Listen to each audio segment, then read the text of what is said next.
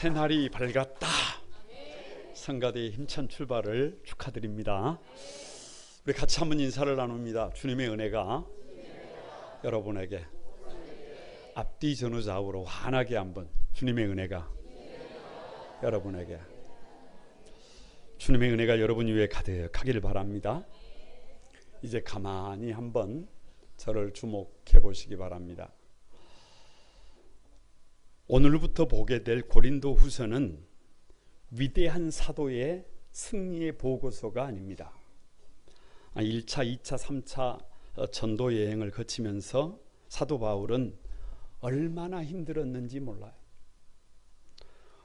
얼마나 죽을 것 같았는지 몰라요. 온 몸과 마음이 거의 탈진된 상태입니다. 사람들은 그를 위대한 사도라고 부릅니다. 그러나 고린도 후서를 쓰는 바울의 지금의 상태는 한계에 달해 있어요. 그래서 바울은 자신을 포장하지도 않고 강한 척하지도 않고 믿음 좋은 사람으로 버티려 하지도 않습니다. 바울은 이렇게 고백합니다. 9절입니다. 여러분 같이 한번 읽어봅니다. 힘에 겹도록 심한 고난을 당하여 살 소망까지 끊어지고 우리 자신이 사형 선고를 받은 줄 알았으니, 이 말이 과장이 아니에요. 사형 선고예요. 사형 선고. 신앙 간증용 표현도 아닙니다. 무슨 말이에요? 도무지 길이 없어요. 아무리 보고 또 봐도 방법이 없어요. 방법이. 바울의 고민은 단순합니다. 왜 이렇게까지 고생을 해야 되지? 왜 하나님의 일을 하는데, 믿음으로 살아가는데 이렇게까지 힘들어야 하지? 이 질문의 한가운데서 바울은 마침내 하나님의 응답을 받습니다. 하나님의 응답을 받습니다. 그것이 고린도 후서입니다. 9절을 한번 봅니다. 9절 시작. 이는 우리로 자기를 의지하지 말고 오직 죽은 자를 다시 살리시는 하나님만 의지하게 하심이라. 사랑하는 성도 여러분, 고린도 후서를 올 한 해 동안 보게 될 것인데요, 고린도 후서는 힘에 겹도록 심한 고난을 당하고 사형 선고를 받은 사람처럼 죽을 것 같고 도무지 답이 없는 것 같은 환경에서 울부짖는 몸부림치는 한 사도의 간절한 부르짖음에 대한 하나님의 응답입니다. 고린도 후서를 가만히 설교해 나갈 때 하나님의 응답이, 하나님의 말씀하심이 여러분을 축복할 수 있게 되기를 바랍니다. 오늘 하나님의 응답 그 첫 번째 시간으로 다 같이 한번 오직 하나님만 의지하라. 누구만 의지하라? 하나님만 의지하라. 왜 오직 하나님만 의지하라고 하시느냐? 여러분, 첫 번째 위로의 하나님이 위로의 하나님. 위로의 하나님. 3절을 한번 봅니다. 3절 다 같이 시작. 찬송하리로다. 그는 우리 주 예수 그리스도의 하나님이시요 자비의 아버지시요 모든 위로의 하나님이시라. 오늘 사도 바울이 하나님을 불러요. 하나님을 부르는데 그 호칭이 뭐냐 그러면 능력의 하나님이 아니에요. 기적의 하나님이 아니에요. 불가능을 가능하게 하는 하나님이 아니에요. 문제를 해결하시는 하나님도 아니에요. 모든 위로의 하나님이에요. 모든 위로의 하나님.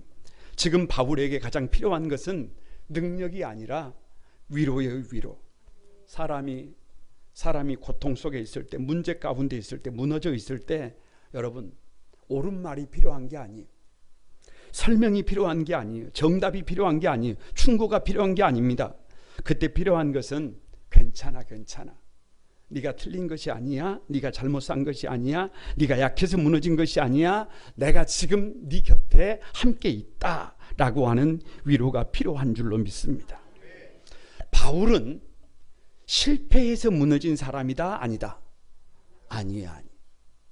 바울은 게을러서 무너진 사람이 아니에요. 바울은 할 일을 하지 않아서 무너진 사람이 아니에요. 성경의 수많은 믿음의 선배들이 고난의 현장에서 잘못된 삶 때문에 무너진 것이 결코 아닙니다. 게으르다가 지친 사람들도 아니고 오히려 저들은 너무 성실했어요. 너무 최선을 다했어요. 너무 자기 몸을 돌보지 않고 아끼지 않았어요. 복음을 전했단 말이에요. 기쁜 소식을 전했단 말이에요.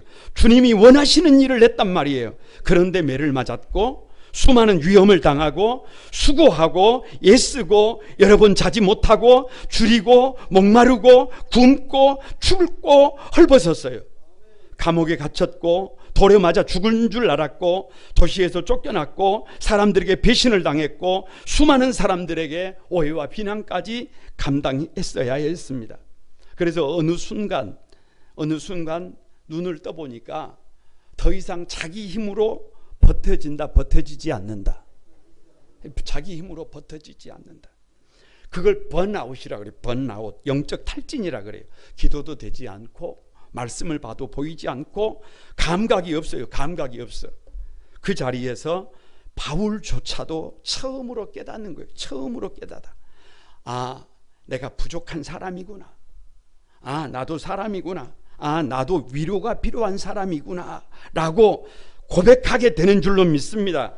그래서 바울은 탈진한 자기 곁에 와서 위로해 주는 하나님, 위로해 주는 하나님, 더 이상 강한 척하지 않아도 되는 하나님, 울어도 되는 그런 하나님을 지금 부르고 있어요. 그러면서 3절에서 계속 위로의 하나님이시며 4절에도 위로하사 위로로서 위로하게 하시는 하나님, 5절에도 위로로도 그리스도로 말미암아 뭐가 넘친다, 위로가 넘치는도다 라고 찬양하고 있어요. 누구를 바라보고 있어요? 위로의 하나님을 바라보고 있는 줄로 믿습니다. 어렸을 때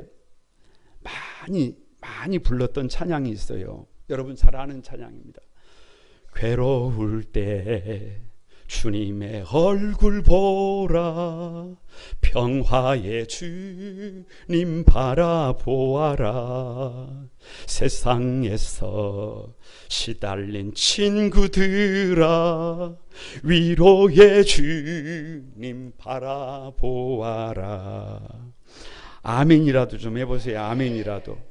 여러분 이 찬양이 그때 얼마나 위로가 됐는지 몰라요. 이 찬양은 이렇게 말하지 않아요.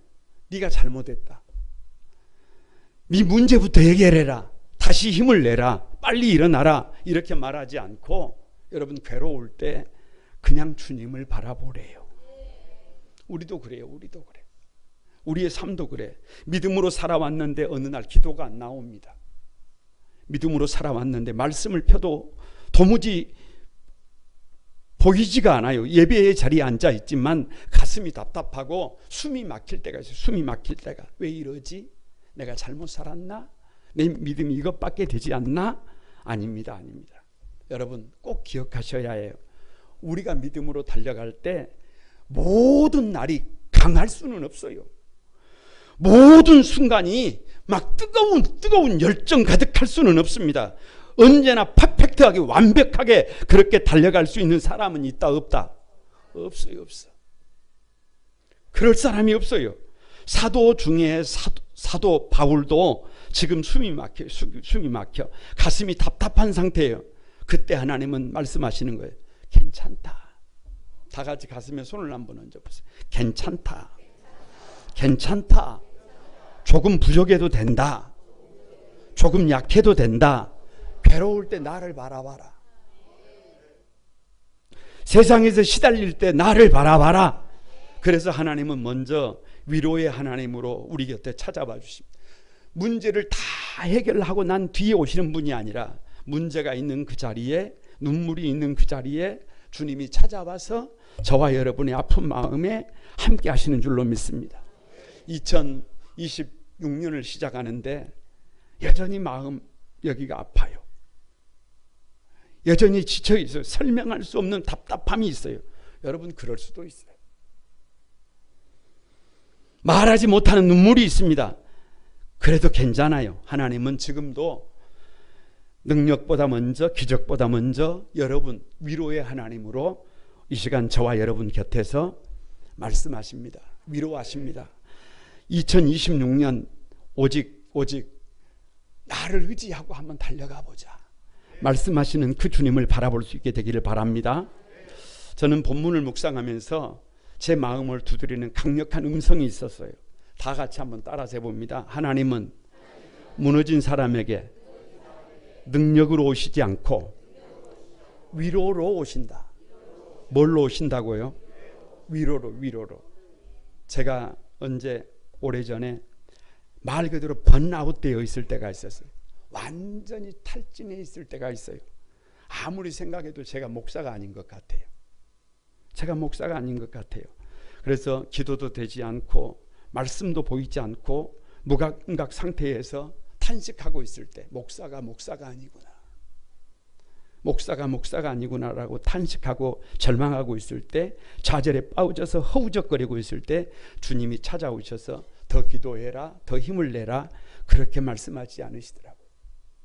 그렇게 말씀하시는 것이 아니라 혹한에 겨울 처절한 혹한에 잎이 다 떨어져서 보니까 나무가 아니에요. 그런데 시간차를 두시고 다시 그 나무를 보여주시면서, 똑같은 나무를 보여주시면서 한 말씀 하셨어요. 한 말씀. 이렇게 말씀하셨어요. 다 같이 한번 따라서 해봅니다. 지금은 겨울일 뿐이다. 곧 봄이 온다. 말씀을 길게 하지 않으셨어요. 지금은 겨울일 뿐이다. 곧 봄이 온다. 지금은 겨울일 뿐이다. 곧 봄이 온다. 거기서 힘을 낼 수 있었습니다. 하나님은 조용히 찾아오셔서 저와 여러분에게 동일하게 말씀하십니다. 지금은 겨울일 뿐이다. 곧 봄이 온다.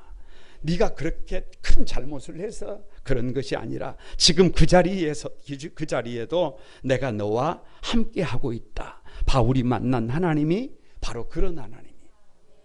그 하나님을 여러분이 만나게 되기를 바랍니다. 그런데 하나님은 그 위로를 바울 한 사람에게서 끝내지 않아요. 바울이 무너진 자리에서 가만히 그 무너진 것을 고린도 교회 성도들이 봅니다. 그 자리에서 다시 일어나는 것을 고린도 교회 성도들이 보고 우리가 보는 거예요. 그러면서 말하는 거예요. 아, 사도도 저렇게 탈진할 수가 있구나. 나도 탈진할 수 있겠구나. 아, 사도도 저렇게 탈진했다가 다시 또 일어나는구나. 나도 다시 일어날 수 있겠구나. 할렐루야. 그래서 바울의 고난이 사형 선고를 받는 것 같은 그 삶이 누구에게? 오히려 성도들에게 위로가 되는 거예요. 그래서 존 파이프 목사님은 본문을 설교하면서 이 본문을 이렇게 해석합니다. 하나님은 우리가 고난 없이 사는 것보다 고난 속에서도 하나님으로 만족하는 것을 더 원하신다. 이런 표현을 써요. 사랑하는 주님 앞에서 2026년을 달려가는데 이런 일도 있고 저런 일도 있을 것입니다.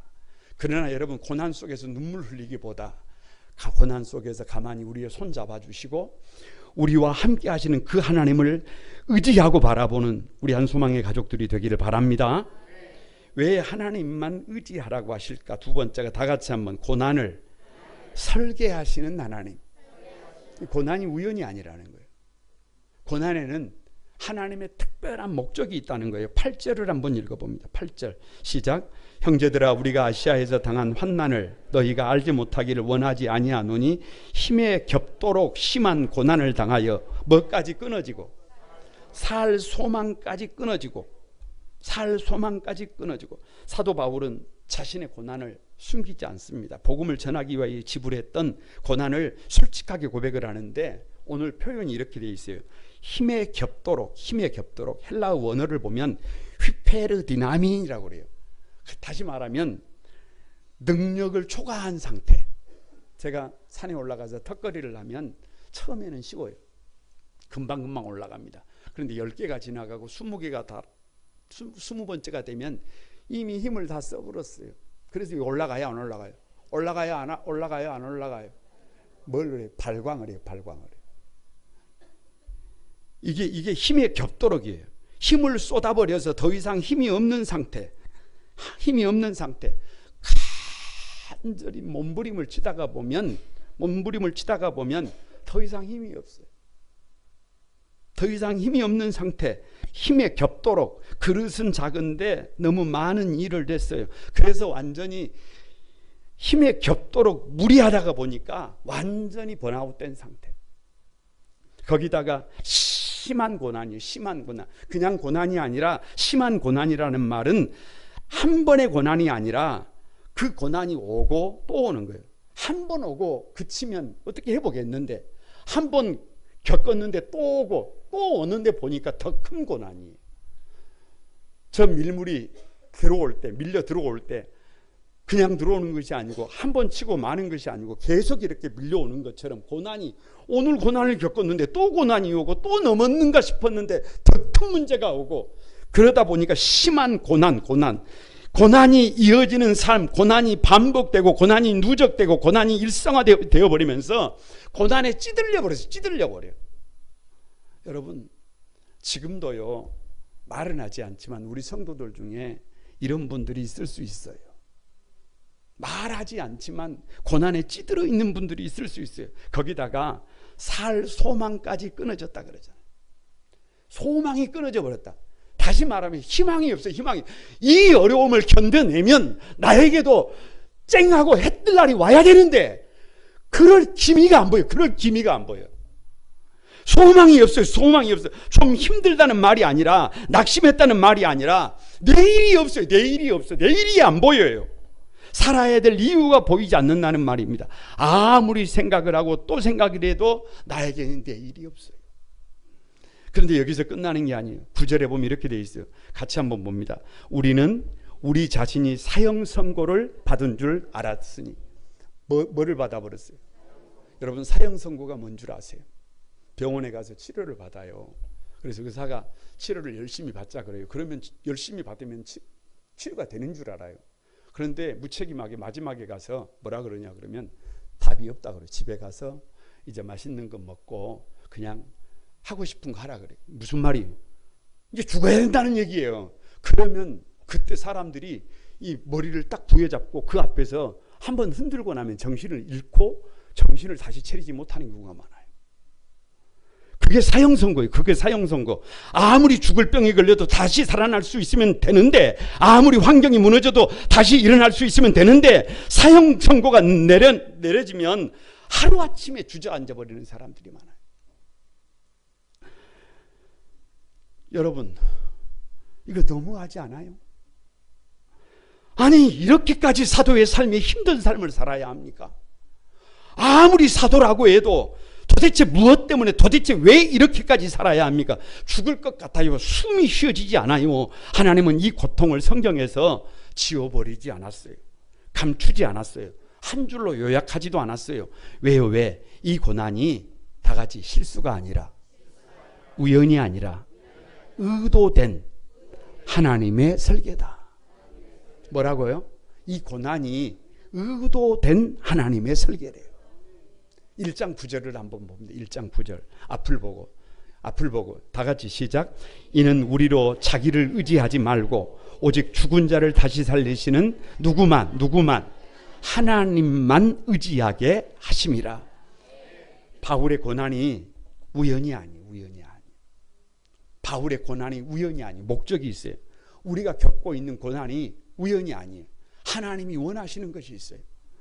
바울의 고난은 실수도 아니고 우연도 아니고 그 고난 안에 하나님의 설계가 있어요. 그렇게 죽을 것 같은데, 그렇게 숨이 쉬어지지 않는데, 도무지 한 치 앞이 보이지 않는데 거기에 하나님의 계획이 있어요. 그 계획이 뭐라고요? 다 같이 자기를 의지하지 못하게, 나 스스로 나를 의지하지 못하도록. 이게 하나님의 계획이에요.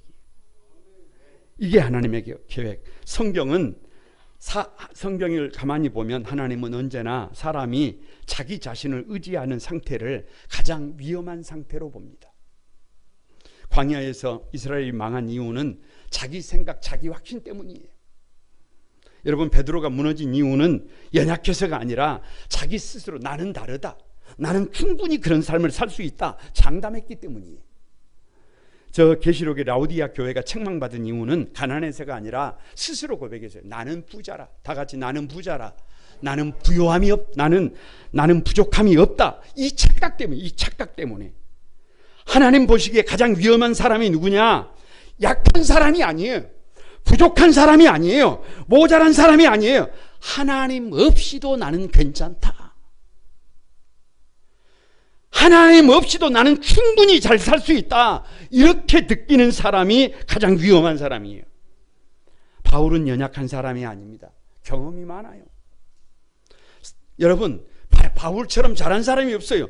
고난도 견뎌낸 이력이 있어요. 그런데 그 잘하는 것이, 바울의 그 잘하는 것이 자칫 잘못하면 하나님을 의지하지 않고 자기를 의지하게 만든다니까요. 그래서 초대교회 이단 중에 바울을 신봉하는 이단이 나왔다니까요. 그래서 하나님은 바울을 살 소망이 끊어지도록 사형 선고를 받은 것 같은 자리까지, 기도해도 답이 없고 계획해도 길이 보이지 않는 자리까지 낮추는 거예요. 낮추는 거예요. 낮추고 또 낮추는 거예요. 여러분, 이게 팩트예요. 사형 선고의 자리에 딱 서면 그때 사람은 자아가 깨집니다. 아, 내가 답이 아니구나. 아, 내가 나를 의지하면 되는 것이 아니구나. 이걸 누가 알게 돼요? 이걸 누가 알게 돼? 이걸 내가 알게 돼요. 내가 알게 돼. 이걸 내가 알게 돼. 여러분, 조금 아픈 정도를 가지고, 조금 힘든 정도를 가지고는요, 사람이 자기 의가 안 깨져요.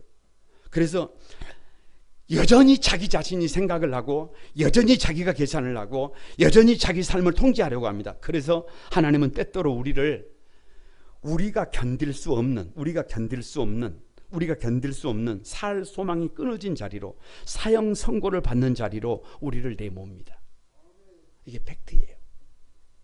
살다 보면 그런 경험을 해요. 그런 경험을 하게 돼 있어요. 그래서 9절에 다시 말씀하는 거예요. 우리로 자기를 의지하지 말고 다 같이 오직 죽은 자를 다시 살리시는 누구만, 하나님만 의지하게 하려 하심이라. 고난에는 하나님의 설계가 있어요. 하나님의 설계가 있어요. 꼭 기억하시기 바랍니다. 마음속에 한번 새겨야 합니다. 사람이 조금 힘들 때는 절대로 자기 의지하는 것을 멈추지 않아요. 자기 방법을 고집합니다. 조금 아플 때는 아직도 자기 계산이 남아있는 거예요. 그런데 사형 선고를 받는 자리까지 내려가면 그 자리에서는 항복이에요. 항복. 다 같이 한번 손을 들어보세요. 뭐예요? 항복이에요. 항복. 여러분, 방법이 없어요. 그냥 하나님, 제게는 답이 없습니다. 그래서 시편 기자가 주 밖에는 답이 없습니다. 하나님 밖에는 답이 없습니다. 비로소 사람은 자기를 의지하는 것이 아니라 누구를 의지하게 돼요? 하나님을 의지하게 돼. 하나님을 의지하지 않고는 살 수 없는 삶으로 삶의 방향이 바뀌게 됩니다. 이게 성도예요. 이게 성도. 백문일답입니다. 정답은 하나님만 의지하라고. 한번 따라서 해보세요. 시작. 묻습니다. 왜 하나님은 힘에 겹도록 우리를 고난 속으로 이끄셨어요? 왜 하나님은 살 소망까지 끊어지는 자리로 데려가셨어요? 왜 하나님은 사형 선고를 받는 것 같은 자리까지 우리를 낮추십니까? 왜 믿는 성도들에게 고난은 위기가 아니라 기회가 됩니까? 왜 믿는 성도들에게 고난은 방향을 바꾸는 하나님의 설계입니까? 하나님만 의지하라고. 나를 의지해서 답이 안 나온다는 거예요. 신앙생활을 하다 보면 철이 들고 나면 그게 보입니다. 별거 없습니다. 고난은 하나님의 의도된 설교예요. 이것을 빨리 알아야 고난이 왔을 때, 문제가 있을 때, 아픔이 있을 때 삶의 방향을 바꿔서 나를 의지하지 않고 하나님을 의지하게 되는 줄로 믿습니다. 그 믿음의 주역들이 우리 한소망의 가족들이 되기를 바랍니다. 왜 하나님만 의지하라고 하느냐? 세 번째가 건지시는 하나님. 다 같이 건지시는 하나님. 참 10절이에요. 10절. 여러분 보세요. 같이 한번 읽어보면 돼요. 시작. 그가 이같이 큰 사망에서 우리를 건지셨고 또 건지실 것이며 이후에도 건지시기를 우리가 바라노라. 바울의 결론이에요. 오늘 본문의 결론이에요. 인생 공식이에요. 인생 공식. 위로의 하나님, 고난을 설계하신 하나님을 의지하면 어떤 결과가 있는지를 밝혀주셨는데 그게 뭐냐? 과거에도, 그리고 오늘 현재도, 미래까지도 다 같이 나의 삶을 뭐 하신다? 건진다. 할렐루야. 여러분께 묻습니다. 사망 선고까지 받은 바울의 미래는 어떻게 됐어요? 죽어버렸어요. 사망 선고까지 받았던 사도 바울의 삶은 정말 가치 없는 삶으로 무너져 버렸습니까? 그런 게 아니에요. 오늘 본문에 건지셨고 과거입니다. 건지실 것이며 현재입니다. 건지시기를 우리가 바라노라 미래예요. 과거에도 건져주셨고 오늘도 건져주셨고 미래에도 앞으로도 우리 하나님이 건져주실 것을 믿습니다. 그래서 사망 선고의 자리에서 인생의 시간표가 완전히 다시 열렸다는 거예요. 사형 선고가 있었던 그 자리, 인생의 마침표가 될 줄 알았는데 그 자리가 인생의 변곡점이 됐어요. 변곡점이 돼 전혀 다른 삶을 살게 된 거예요. 저는 설교를 준비하면서 가슴이 막 벅찼어요. 왜? 오직 하나님만 의지하는 바울 한 사람 때문에 세계가 도대체 어떻게 바뀐 거예요? 한 사람 바울을 통해서 일어난 변화를 생각해 보세요. 복음이 유대 땅을 넘어서 전 세계로, 예루살렘을 넘어서 전 세계로 거침없이 확산이 됐습니다. 복음은 더 이상 한 나라의 소수 종교가 아니라 세계의 보편적 신앙으로 바꿔버렸어요. 수많은 시대와 나라와 영혼들이 주께로 돌아와 구원받는 역사가 시작됐습니다. 이 모든 시작의 출발점이 어디예요? 이 모든 시작점이 어디예요? 9절이라니까 9절. 자기를 의지하지 않고 누구만 의지한다? 오직 하나님만 의지하게 되는 자리. 하나님의 위대한 계획을, 하나님의 그 위대한 계획을 자기를 의지하는 사람에게 맡기지 않습니다. 오직 하나님만 의지하는 사람에게 맡깁니다. 그래서 하나님의 일은 대단한 사람이 하는 게 아니에요. 능력 있는 사람이 하는 것이 아니에요. 나를 의지하지 않고 하나님을 의지하는 그 사람이 하나님의 일을 하는 줄로 믿습니다. 백문일답입니다. 정답은 다 같이 사도 바울입니다. 뭘 묻든지 그렇게 답하시면 됩니다. 심한 고난을 받은 사람이 누구예요? 살 소망까지 끊어졌던 사람이 누구예요? 감옥에 갇히고 수많은 고난을 겪은 사람이 누구예요? 신약 27권 중에 13권을 기록한 사도가 누구예요? 예수님의 손과 발이 되어 작은 예수가 된 사람이 누구예요? 혹자는 사도 바울을 향해서 예수님보다 더 큰 일을 했대요. 그럴 수는 없지만 그렇게 말을 합니다. 하나님은 똑똑한 사람을 원하는 게 아니에요. 하나님은 대단한 사람을 원하는 게 아니에요. 하나님은 자기를 의지하지 않고 하나님을 의지할 줄 아는 사람을 지금도 찾습니다. 그리고 건지십니다. 그리고 건지셔요. 그리고 앞으로도 건지실 것입니다. 그 주인공이 여러분이 되어야 합니다. 말씀을 마칩니다. 왜 하나님은 오직 하나님만 의지하라고 하느냐? 세상에 두 종류의 사람이 있어요. 첫 번째는 자기를 의지하는 사람이에요. 자기를 바라보는 사람이에요. 이런 사람은 인생의 왕자에, 내 인생의 보좌에 내가 앉아있어요. 내가 앉아있어. 그래서 내 생각대로, 내 방법대로, 내 경험대로 살아요. 이런 사람들은 잘 될 때는 교만합니다. 근데 문제가 생기면 인간이라고 하는 존재가 얼마나 아무것도 아닌 존재인지를 누가 알게 돼요? 자신이 알게 돼요.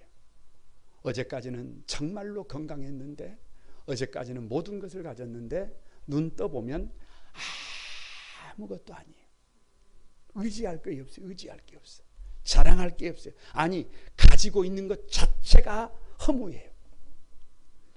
그런데요, 또 다른 사람이 있어요. 나를 의지하는 것이 아니라 하나님을 의지하는 사람이에요. 인생의 보좌에 누구를 모셨어요? 하나님을 모셨어요. 그래서 나의 힘을 신뢰하는 것이 아니고, 자기 생각을 절대화시키는 것이 아니고, 인생의 왕좌에서 내가 내려와서 예수님을 모셨기 때문에 아무리 힘이 들어도, 아무리 버거워도 주님이 말씀하시면 그 길을 걷습니다. 아무리 힘이 들어도 그 길을 도전합니다. 그러다가 보면 눈으로 보지 못하고 귀로 듣지 못하고 마음으로 생각하지 못했던 하나님의 일하심을 누구를 통해서? 다 같이 누구를 통해서? 나를 통해서. 옆 사람에게만 그런 일이 있는 게 아니에요. 옆 사람에게만 그런 일이 있는 게 아니라 나 같은 부족한 사람을 통해서, 나같이 모자란 사람을 통해서도 이 일을 이루시는 하나님이에요. 사랑하는 여러분, 부모가 이것을 경험해야 해요. 부모된 여러분이 이 은혜를 경험해야 우리 자녀들이 다람쥐 쳇바퀴 도는 것처럼 헛된 삶을 반복하지 않습니다. 우리 교회 항존직들부터, 우리 교회 재직들부터, 여러분 우리 인생의 보좌에 주님을 모시고 주님과 함께 걸어가는 복된 인생들이 되기를 바랍니다. 2026년 우리는 선택해야 합니다.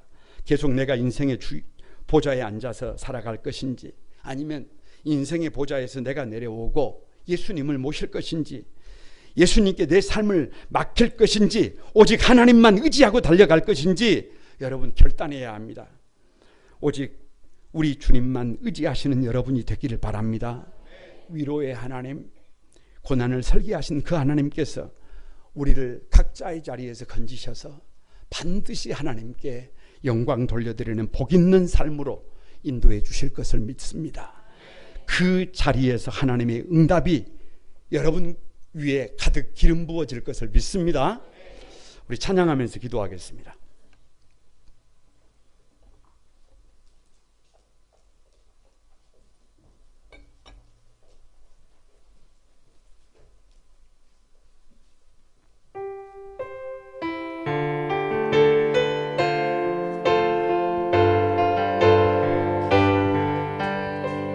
같이 드립니다. 말씀 앞에서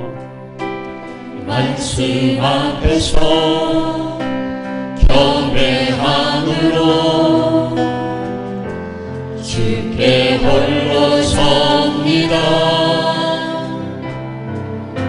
생명의 말씀 읽고 순종해 주를 예배합니다. 기록된 말씀 힘이 없어서 주여 우리 거룩해 하여 거룩한 말씀 세세 영원히 복음이 되어 말씀하신 다같이 하나님 말씀, 하나님 말씀에 두려워 떠는 자, 그 말씀에 생명을 거는 자, 한 사람 찾으시는 주님의 약속을 믿어 하나님 말씀에 운명을 거는 자, 순종하며 주 따라가는 자, 영원한 하나님 나라 이뤄갈 주의 교회여 하나님 말씀에 두려워 떠는 자, 두려워 떠는 자, 그 말씀에 생명을 거는 자, 한 사람 찾으시는 주님의 약속을 믿어 주님의 약속을 믿어 하나님 말씀에 운명을 거는 자, 순종하며 주 따라가는 자, 순종하며 주 따라가는 자, 영원한 하나님 나라 이뤄갈 주의 교회여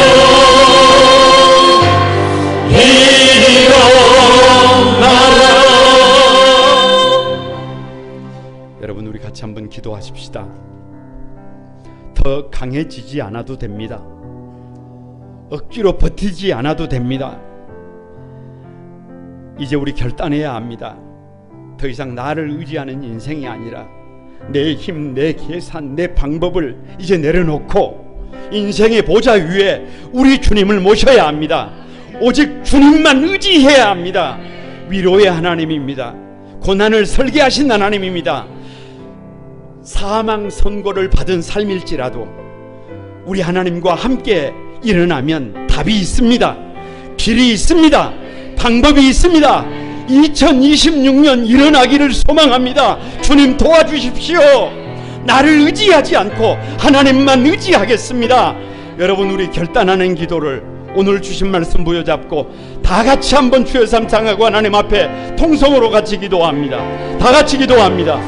주의 거룩하신 주님, 지쳐 있습니다.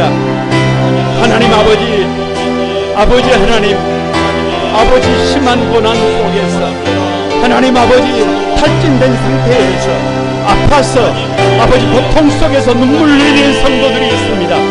2026년을 시작했지만 여전히 가슴 속에 하나님 아버지, 내가 잘못 살았나, 내가 아버지 어떻게 살아야 하나, 아버지 두려워하고 염려하는 사랑하는 성도들을 한 사람 한 사람 찾아가 주셔서 위로의 하나님, 고난을 설계하신 하나님, 우리를 건지시는 하나님, 그 하나님을 만날 수 있도록, 그 하나님과 함께 아버지 달려나아갈 수 있도록 아버지 도와 주옵소서. 아버지 역사해 주옵소서. 거룩하신 하나님, 우리가 붙들고 살았던 내 힘, 내 계산, 내 방법 주님 앞에 내려놓습니다. 내가 하겠습니다 라는 고백을 내려놓고 하나님이 하십니다. 하나님이 살리십니다. 하나님이 가정을 살리십니다. 하나님이 우리 일터를 살리십니다. 고백하게 하여 주옵소서. 위로의 하나님, 지친 사랑하는 아들, 딸들을 가만히 찾아가 주셔서 그 손 잡아주시고 설명보다 정답보다 내가 너희와 함께 한다라고 말씀해 주옵소서. 고난을 설계하신 하나님, 우리가 이해하지 못했던 그 고통 속에서도, 그 좌절과 절망 속에서도 우리 하나님은 일하고 계셨음을 믿습니다. 고난이 벌이 아니라 의지의 방향을 바꾸는 은혜의 통로임을, 변장된 축복임을 믿게 해 주옵소서. 과거에도 건지셨고 지금도 건지고 계시고 앞으로도 건지실 주님을 찬양합니다. 사형 선고 같았던 삶의 자리에서 우리의 인생의 시간표를 바꾸시는 하나님, 2026년 우리의 삶을 주님의 손 위에 올려놓습니다. 내가 하는 것이 아니라 주님이 이루시는 삶을 살아갈 수 있도록 축복해 주옵소서. 우리 성도들을 축복해 주시고 우리 자녀들을 넉넉히 축복해 주옵소서. 예수님의 이름으로 기도드리옵나이다. 아멘. 다 같이 그 자리에서 일어나셔서